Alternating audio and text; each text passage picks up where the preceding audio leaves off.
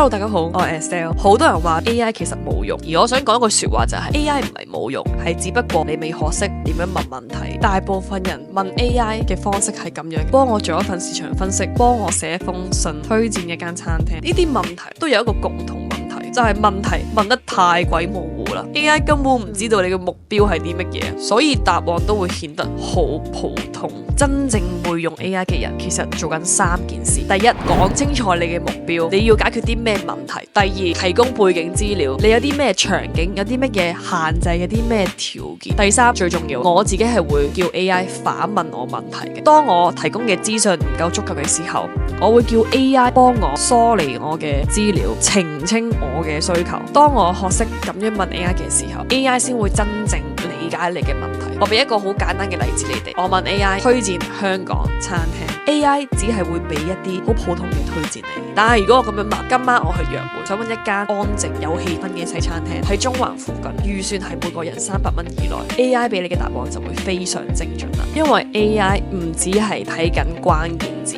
佢更係可以理解到用戶嘅情景同意圖，就好似我上一條片所講嘅 AI 點樣理解你嘅 intentions。所以問題從來都唔係 AI 度，問題在於你點樣問 AI。AI 唔係一個答案機啊， AI 係一個你嘅思考 partner。識得問問題嘅人係會用 AI 放大自己能力。最後送呢一句說話， AI 唔會取代人，但係 AI 會取代我啲唔識用 AI 嘅人。